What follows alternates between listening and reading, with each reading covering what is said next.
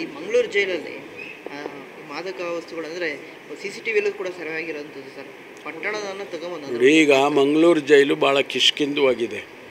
ಅಲ್ಲಿ ಈಗ ಹೊಸ ಜೈಲನ್ನು ಕಟ್ತಾ ಇದ್ದೇವೆ. ಅದು ಶಿಫ್ಟ್ ಆಗೋವರೆಗೂ ಭಾಳ ಕಠಿಣವಾದ ಪರಿಸ್ಥಿತಿ ಇರುತ್ತೆ.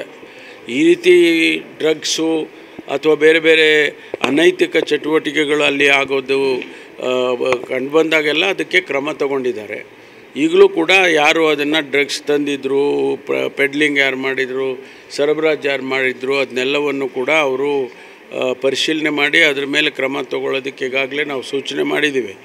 ಆದ್ದರಿಂದ ಹೊಸದಾಗಿ ಏನು ಜೈಲು ಕನ್ಸ್ಟ್ರಕ್ಷನ್ ನಡೀತಾ ಇದೆ ಅದು ಬೇಗ ಆದ ತಕ್ಷಣ ಇದೆಲ್ಲ ಕಂಟ್ರೋಲಿಗೆ ಬರುತ್ತೆ. ಸರ್, ಮಹಾರಾಷ್ಟ್ರದಲ್ಲಿ ಮತ್ತೆ KSRTC ಬಸ್ಸುಗಳನ್ನು ನಿಲ್ಲಿಸಿ ಅಟ್ಟಹಾಸ ಇದು ಪ್ರತಿ ಸಾರಿ ಈ ಭಾಷಾ ಆಧಾರದ ಮೇಲೆ ಆಗುವಂಥ ಗಲಾಟೆಗಳು ಬೆಳಗಾಂ ಭಾಗದಲ್ಲಿ, ಮಹಾರಾಷ್ಟ್ರ ಬಾರ್ಡರ್ನಲ್ಲಿ ಇದು ಪ್ರತಿ ಸಾರಿನೂ ಇಂಥದ್ದಾಗುತ್ತೆ. ಆದಂಥ ಸಂದರ್ಭದಲ್ಲಿ ಭಾಳ ಎಚ್ಚರಿಕೆಯಿಂದ ನಾವು ನಡ್ಕೋಬೇಕಾಗುತ್ತೆ. ಮಹಾರಾಷ್ಟ್ರದವರು ನಡ್ಕೋಬೇಕು, ಕನ್ನಡದವರು ನಡ್ಕೋಬೇಕು. ಯಾಕೆಂದರೆ ಇದನ್ನು ನಾವು ಹೆಚ್ಚು ಬೆಳೆಸೋದಕ್ಕೆ ಬಿಡಬಾರ್ದು. ನಾವು ನಮ್ಮಲ್ಲಿ ಕೂಡ ಏನಾದರೂ ಅಂಥ ಪ್ರಕರಣಗಳು ನಡೆದಾಗ ನಾವು ಕೂಡ ಕ್ರಮ ತಗೊಳ್ತೀವಿ. ಪೊಲೀಸ್ ಇಲಾಖೆಯೂ ಕೂಡ ತಗೊಳುತ್ತೆ, ಸಾರ್ವಜನಿಕವಾಗೂ ಕೂಡ ಕ್ರಮ ತಗೊಳುತ್ತೆ.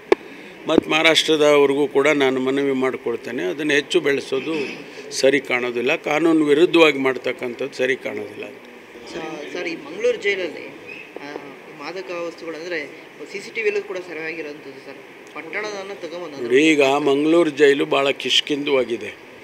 ಅಲ್ಲಿ ಈಗ ಹೊಸ ಜೈಲನ್ನು ಕಟ್ತಾ ಇದ್ದೇವೆ. ಅದು ಶಿಫ್ಟ್ ಆಗೋವರೆಗೂ ಭಾಳ ಕಠಿಣವಾದ ಪರಿಸ್ಥಿತಿ ಇರುತ್ತೆ. ಈ ರೀತಿ ಡ್ರಗ್ಸು ಅಥವಾ ಬೇರೆ ಬೇರೆ ಅನೈತಿಕ ಚಟುವಟಿಕೆಗಳು ಅಲ್ಲಿ ಆಗೋದು ಕಂಡುಬಂದಾಗೆಲ್ಲ ಅದಕ್ಕೆ ಕ್ರಮ ತಗೊಂಡಿದ್ದಾರೆ.